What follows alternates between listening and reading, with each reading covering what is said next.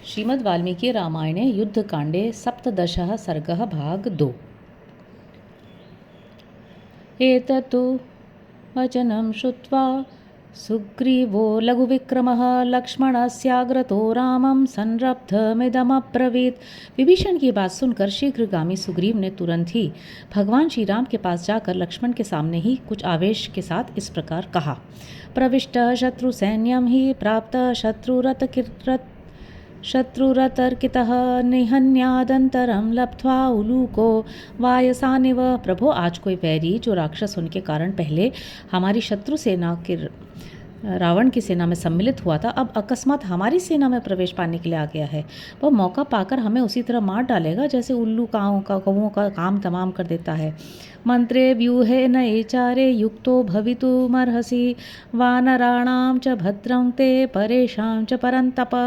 शत्रुओं को संताप देने वाले रघुनंदन, अतः आपको अपने वानर सैनिकों पर अनुग्रह और शत्रुओं को निग्रह करने के लिए कार्य के विचार, सेना की मोर्चेबंदी, नीतियुक्त उपायों के प्रयोग तथा गुप्तचरों की नियुक्ति आदि के विषय में सतत सावधान रहना चाहिए। ऐसा करने से ही आपका भला होगा। अंतर्धानगता होते राक्षसाः कामरूपिणः शूराश्च निकृतिज्ञाश्च तेषां जातु न विश्वसेत्। ये राक्षस लोग मनमाना रूप धारण कर सकते हैं, इनमें अंतर्धान होने की भी शक्ति होती है। शूरवीर और मायावी तो ये होते ही हैं, इसलिए इनका कभी विश्वास नहीं करना चाहिए। प्रणिधि राक्षसेन्द्रस्य रावणस्य भवेदयम् अनुप्रविश्य सोऽस्मासु भेदं कुर्यान् संशयः। संभव है ये राक्षस राज रावण का कोई गुप्तचर हो। यदि ऐसा हुआ तो हम लोगों में घुसकर ये फूट पैदा कर देगा, इसमें संदेह नहीं। अथवा स्वयमेवैष छिद्रमासाद्य बुद्धिमान अनुप्रविश्य विश्वस्ते कदाचित प्रहरेदपि। अथवा ये बुद्धिमान राक्षस छिद्र पाकर हमारी विश्वस्त सेना के भीतर घुसकर कभी स्वयं ही हम लोगों पर प्रहार कर बैठेगा, इस बात की भी संभावना है। मित्राट विबलम चैव मौलभृत्य बलम तथा सर्वमेतद्बलम ग्राह्यम वर्जयित्वा द्विषद्बलम। मित्रों की, जंगली जातियों की तथा परंपरागत भृत्यों की जो सेनाएं हैं, इन सब का संग्रह तो किया जा सकता है, किंतु जो शत्रु पक्ष से मिले हुए हों ऐसे सैनिकों का संग्रह कदापि नहीं करना चाहिए। प्रकृत्या राक्षसोऽशोष भ्राता मित्रस्य वै प्रभो आगतश्च रिपुः साक्षात् कथमस्मिश्च विश्वसेत्। प्रभु, ये स्वभाव से तो राक्षस है ही, अपने को शत्रु का भाई भी बता रहा है। इस दृष्टि से साक्षात शत्रु ही हमारे यहाँ आ पहुँचा है, फिर इस पर कैसे विश्वास किया जा सकता है।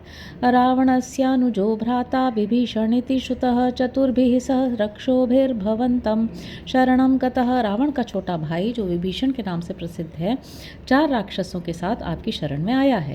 रावणेन प्रणीतं हि तमवेहि विभीषणं तस्याहं निग्रहं मन्ये क्षमं क्षमवतां वर। आप उस विभीषण को रावण का भेजा हुआ ही समझें। उचित व्यापार करने वालों में श्रेष्ठ रघुनंदन, मैं तो उसको कैद कर लेना ही उचित समझता हूँ। राक्षसो जिह्वया बुद्ध्या संदिष्टोऽयमिहागतः प्रहर्तुं मायया छन्नो विश्वस्ते त्वयि चानघ। निष्पाप श्री राम, मुझे तो ऐसा जान पड़ता है कि ये राक्षस रावण के कहने से ही यहाँ आया है। इसकी बुद्धि में कुटिलता भरी है। ये माया से छिपा रहेगा तथा जब आप इस पर पूरा विश्वास करके इसकी ओर से निश्चिंत हो जाएंगे तब यह आप ही पर चोट कर बैठेगा। इसी उद्देश्य से इसका यहाँ आना हुआ है। वध्यतामेष तीव्रेण दंडेन सचिवः सह रावणस्य नुशंसस्य भ्राता ह्योष विभीषणः। यह महाक्रूर रावण का भाई है, इसलिए इसे कठोर दंड देकर इसके मंत्रियों सहित मार डालना चाहिए। एवं मुक्त्वा तु तं रामं संरब्धो वाहिनीपतिः वाक्यज्ञो वाक्यकुशलं ततो मौनमुपागमत्। प्राचीन की कला जानने वाले एवं रोष में भरे हुए सेनापति सुग्रीव प्रवचन कुशल श्री राम से ऐसी बातें कहकर चुप हो गए। सुग्रीवस्य तु तद्वाक्यं श्रुत्वा रामो महाबलः समीपस्थानुवाचेदं हनुमत् प्रमुखान् कपीन्। सुग्रीव का यह वचन सुनकर महाबली श्री राम अपने निकट बैठे हुए हनुमान आदि वानरों से इस प्रकार बोले। यदुक्तं कपिराजेन रावणावरजं प्रति वाक्यं हेतुमध्यर्थं भवद्भिरपि च श्रुतं। वानरों, वानर राज सुग्रीव ने रावण के छोटे भाई विभीषण के विषय में जो अत्यंत युक्त बातें कही हैं, वे तुम लोगों ने भी सुनी हैं। सुहृदामर्थ समर्थकृच्छ्रेषु युक्तं बुद्धिमता सदा समर्थेनोपसंदेष्टुं शाश्वतीं भूतिमिच्छता। मित्रों की स्थायी उन्नति चाहने वाले बुद्धिमान एवं समर्थ पुरुष को कर्तव्य के विषय में संशय उपस्थित होने पर सदा ही अपनी सम्मति देनी चाहिए। इत्येवं परिपृष्टास्ते स्वं संमतमतेन्द्रिताः सोपचारं तदा रामम् ऊचुः प्रियचिकीर्षवः। इस प्रकार सलाह पूछी जाने पर श्री राम का प्रिय करने की इच्छा रखने वाले वे सब वानर आलस्य छोड़ उत्साहित हो सादर अपना अपना मत प्रकट करने लगे। अज्ञातं नास्ति ते किंचित् त्रिषु लोकेषु राघव आत्मानं पूजयन् राम पृच्छ्यस्यास्मान् सुहृत्तया। रघुनंदन, तीनों लोकों में ऐसी कोई बात नहीं जो आपको ज्ञात न हो, तथापि हम आपके अपने ही अंग हैं, अतः आप मित्र भाव से हमारा सम्मान बढ़ाते हुए हमसे सलाह पूछते हैं। त्वं ही सत्यव्रत शूरो धार्मिको दृढ़ विक्रमः परीक्षकारी स्मृतिमान निसृष्टात्मा सुहृत्सु च। आप सत्यव्रती, शूरवीर, धर्मात्मा, सुदृढ़ पराक्रमी, जांच बूझ कर काम करने वाले, स्मरण शक्ति से संपन्न और मित्रों पर विश्वास करके उन्हीं के हाथों में अपनी आपको सौंप देने वाले हैं। तस्मादेकैकशस्तावत् ब्रुवन्तु सचिवास्तव हेतुतो मति संपन्नाः समर्थाश्च पुनः पुनः। इसलिए आपके सभी बुद्धिमान एवं सामर्थ्यशाली सचिव एक एक करके बारी बारी से अपने युक्त विचार प्रकट करें। इत्युक्ते राघवायाथ मतिमानंगदो क्रतः विभीषण परीक्षार्थम उवाच वचनम हरिः। वानरों के ऐसा कहने पर सबसे पहले बुद्धिमान वानर अंगद विभीषण की परीक्षा के लिए सुझाव देते हुए श्री रघुनाथ जी से बोले। शत्रोः सकाशात् संप्राप्तः सर्वथा तर्क्येव हि विश्वासनीयः सहसा न कर्तव्यो विभीषणः। भगवान, विभीषण शत्रु के पास से आया है, इसलिए उस पर अभिशंका ही करनी चाहिए, उसे सहसा विश्वास पात्र नहीं बना लेना चाहिए। छादयित्वात्मभावं हि चरन्ति षट्बुद्धयः प्रहरन्ति च रंध्रेषु सोऽनर्थः सुमहान भवेत्। बहुत से षटतापूर्ण विचार रखने वाले लोग अपने मनोभाव को छिपा कर विचरते रहते हैं और मौका पाते ही प्रहार कर बैठते हैं, इससे बहुत बड़ा अनर्थ हो जाता है। अर्थानर्थौ विनिश्चित्य व्यवसायं भजेतः गुणतः संग्रहं कुर्यात् दोषतस्तु विसर्जयेत्। अतः गुण दोष का विचार करके पहले ये निश्चय कर लेना चाहिए कि इस व्यक्ति से अर्थ की प्राप्ति होगी या अनर्थ की। यदि उसमें गुण हो तो उसे स्वीकार करें, यदि दोष दिखाई दे तो त्याग दें। यदि दोषो महास्तस्मिंस्त त्यज्याम विशंकितं गुणान् वापि बहून् ज्ञात्वा संग्रह क्रियतां नृपः। महाराज, यदि उसमें महान दोष हो तो निस्संदेह उसका त्याग कर देना उचित है। गुणों की दृष्टि से यदि उसमें बहुत से सद्गुणों के होने का पता लगे तभी उस व्यक्ति को अपनाना चाहिए। शरभस्त्व निश्चित्य सार्थं वचनमब्रवीत् क्षिप्रमस्मिन् नरव्याघ्रचारः प्रतिविधीयताम्। तदनंतर शरभ ने सोच विचार कर यह सार्थक बात कही। पुरुष सिंह, इस विभीषण के ऊपर शीघ्र ही कोई गुप्तचर नियुक्त कर दिया जाए। प्रणिधाय हिदाचारेण यथावत् सूक्ष्म बुद्धिना परीक्ष्य च ततः कार्यो यथा न्यायं परिग्रह। सूक्ष्म बुद्धि वाले गुप्तचर को भेजकर उसके द्वारा यथावत रूप से उसकी परीक्षा कर ली जाए। इसके बाद यथोचित रीति से उसका संग्रह करना चाहिए। जाम्बवांस्त्वथ संप्रेक्ष्य शास्त्र बुद्ध्या विचक्षणः वाक्यं विज्ञापयामास गुणवद्दोषवर्जितम्। इसके बाद परम चतुर जाम्बवान ने शास्त्रीय बुद्धि से विचार करके ये गुणयुक्त दोष रहित वचन कहे। बद्धवैराच्य पापाच राक्षसेन्द्रात् विभीषणः देशकाले संप्राप्तः सर्वथा शंक्यतामयम्। राक्षस राज रावण बड़ा पापी है, उसने हमारे साथ वैर बांध रखा है और ये विभीषण उसी के पास से आ रहा है। वास्तव में न तो इसके आने का ये समय है और न स्थान ही, इसलिए इसके विषय में सब प्रकार से सशंक ही रहना चाहिए। ततो मैंदस्तु संप्रेक्ष्य नयापनय कोविदः वाक्यम वचन संपन्नो बभाषे हेतुमत्तरम। तदनंतर नीति और अनीति के ज्ञाता तथा वाग वैभव से संपन्न मैंद ने सोच विचार कर युक्त उत्तम बात कही। अनुजो नाम तस्यैष रावणस्य विभीषणः पृच्छ्यतां मधुरेणायं शनैर्नरपतीश्वर। महाराज, विभीषण रावण का छोटा भाई ही तो है, इसलिए इससे मधुर व्यवहार के साथ धीरे धीरे सब बातें पूछनी चाहिए।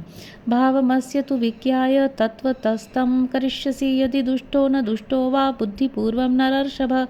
नरश्रेष्ठ, फिर इसके भाव को समझकर आप बुद्धिपूर्वक ठीक ठीक निश्चय कर लें कि ये दुष्ट है या नहीं।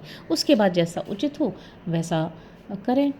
अथ संस्कार संपन्नो हनुमान सचिवोत्तमः उवाच वचनं लक्ष्मण अर्थवन्मधुरं लघु।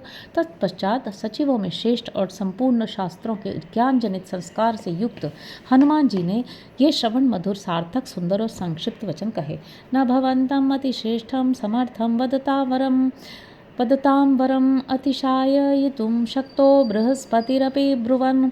प्रभो, आप बुद्धिमानों में उत्तम सामर्थ्यशाली और वक्ताओं में श्रेष्ठ हैं। यदि बृहस्पति भी भाषण दें तो वे अपने को आपसे बढ़कर वक्ता नहीं सिद्ध कर सकते। न वादान्नापि संघर्षान् नाधिक्यान्न च कामतः वक्ष्यामि वचनं राजन् यथार्थं राम गौरवात्। महाराज श्री राम, मैं जो कुछ निवेदन करूंगा वह वाद विवाद या तर्क स्पर्धा, अधिक बुद्धिमत्ता के अभिमान अथवा किसी प्रकार की कामना से नहीं करूंगा। मैं तो कार्य की गुरुता पर दृष्टि रखकर जो यथार्थ समझूंगा वही बात कहूंगा। अर्थानर्थ निमित्तं हि यदुक्तं च सचिवैस्तव तत्र दोषं प्रपश्यामि क्रिया न ह्युपपद्यते। आपके मंत्रियों ने जो अर्थ और अनर्थ के निर्णय के लिए गुण दोष की परीक्षा करने का सुझाव दिया है उसमें मुझे दोष दिखाई देता है, क्योंकि इस समय परीक्षा लेना कदापि संभव नहीं है। ऋते नियोगात् सामर्थ्यं वबोद्धुं न शक्यते सहसा विनियोगोऽपि दोषवान् प्रतिभाति में। विभीषण आश्रय देने के योग्य हैं या नहीं, इसका निर्णय उसे किसी काम में नियुक्त किए बिना नहीं हो सकता, और सहसा उसे किसी काम में लगा देना भी मुझे सदोषी प्रतीत होता है। चार प्रणिहितं युक्तं यदुक्तं सचिवैस्तव अर्थस्यासंभवात् तत्र कारणं नोपपद्यते। आपके मंत्रियों ने जो गुप्तचर नियुक्त करने की बात कही है उसका कोई प्रयोजन न होने से वैसा करने का कोई युक्तियुक्त कारण नहीं होता है। अदेश काले संप्राप्त इत्ययं यद्विभीषणः विवक्षा तत्र मे स्थीयं तां निबोध यथामति। इसके सिवा जो यह कहा गया है कि विभीषण का इस समय यहाँ आना देश काल के अनुरूप नहीं है, उसके विषय में भी मैं अपनी बुद्धि के अनुसार कुछ कहना चाहता हूँ, आप सुने। एष देशश्च कालश्च भवतीह यथा तथा पुरुषात् पुरुषं प्राप्य तथा गुण दोषगुणावपि दौरात्म्यं रावणे दृष्ट्वा विक्रमं च तथा त्वयि युक्तमागमनं हृत सदृश तस्य बुद्धितः। उसके यहाँ आने का यही उत्तम देश और काल है। ये बात जिस तरह सिद्ध होती है वैसा बता रहा हूँ। विभीषण एक नीच पुरुष के पास से चलकर एक श्रेष्ठ पुरुष के पास आया है। उसने दोनों के दोषों और गुणों का भी विवेचन किया है। तत्पश्चात रावण में दुष्टता और आप में पराक्रम देख वह रावण को छोड़कर आपके पास आ गया है। इसलिए उसका यहाँ आगमन सर्वथा उचित है और उसकी उत्तम बुद्धि के अनुरूप है। अज्ञात रूपै पुरुषै स राजन् पृच्छ्यतामिति यदुक्तमत्र मे प्रेक्षा काचिदस्ति समीक्षता। राजन, किसी मंत्री के द्वारा जो यह कहा गया है कि अपरिचित पुरुषों द्वारा इससे सारी बातें पूछी जाए, उसके विषय में मेरा जांच बूझ कर निश्चित किया हुआ विचार है, जिसे आपके सामने रखता हूँ। पृच्छ्यमानो विशंकेत सहसा बुद्धिमान वचः तत्र मित्रं प्रदुष्येत मिथ्या पृष्ठं सुखागतम। यदि कोई अपरिचित व्यक्ति पूछेगा कि तुम कौन हो, कहाँ से आए हो, किस लिए आए हो इत्यादि, तब कोई बुद्धिमान पुरुष सहसा उस पूछने वाले पर संदेह करने लगेगा, और यदि उसे मालूम हो जाए कि सब कुछ जानते हुए भी मुझसे झूठे ही पूछा जा रहा है, तब सुख के लिए आए हुए उस नवागत मित्र का हृदय कलुषित हो जाएगा। इस प्रकार हमें एक मित्र के लाभ से वंचित होना पड़ेगा। अशक्यम सहसा राजन भावो बोधुम परस्य वै अंतरेण स्वरैर्भिन्नैर्नैपुण्यं वश्यतां भृशम्। इसके सिवा महाराज किसी दूसरे के मन की बात को सहसा समझ लेना असंभव है। बीच बीच में स्वर भेद से आप अच्छी तरह निश्चय कर लें कि ये साधु भाव से आया है या असाधु भाव से। न त्वस्य ब्रुवतो जातु लक्ष्यते दुष्टभावता प्रसन्नं वदनं चापि तस्मान्ने नास्ति संशयः। इसकी बातचीत से कभी इसके दुर्भाव नहीं लक्षित होता, इसका मुख भी प्रसन्न है, इसलिए मेरे मन में इसके प्रति कोई संदेह नहीं है। अशंकित मति स्वस्थो न शठ परिसर्पति न चास्य दुष्ट वागस्ति तस्मान में नास्ति संशयः। दुष्ट पुरुष कभी निशंक एवं स्वस्थ चित्त होकर सामने नहीं आ सकता। इसके सिवा इसकी वाणी भी दोषयुक्त नहीं है, अतः मुझे इसके विषय में कोई संदेह नहीं। आकारश्चाद्यमानोऽपि न शक्यो विनिगूहितुं बलाद्भि विवृणोत्येव भावमन्तर्गतं नृणाम्। कोई अपने आकार को कितना ही क्यों न छिपाए, उसके भीतर का भाव कभी छिप नहीं सकता। बाहर का आकार पुरुषों के आंतरिक भाव को बलात् प्रकट कर देता है। देश कालोपपन्नं च कार्यं कारविदाम्बर सफलम कुरुते क्षिप्रम प्रयोगेणाभिसंहितम। कार्यवेत्ताओं में श्रेष्ठ रघुनंदन विभीषण का यहाँ आगमन रूप जो कार्य है वह देश काल के अनुरूप ही है। ऐसा कार्य यदि योग पुरुष के द्वारा संपादित हो तो अपने आप को शीघ्र सफल बनाता है। उद्योगम तव संप्रेक्ष्य मिथ्यावृत्तं च रावणं वालिनं च हतं श्रुत्वा सुग्रीवं चाभिषेचितम्।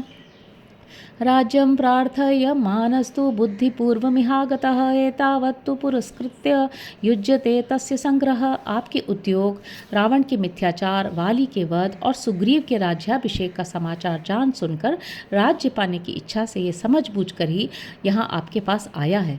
इसके मन में विश्वास है कि शरणागत वत्सल दयालु श्री राम अवश्य ही मेरी रक्षा करेंगे और राज्य भी दे देंगे।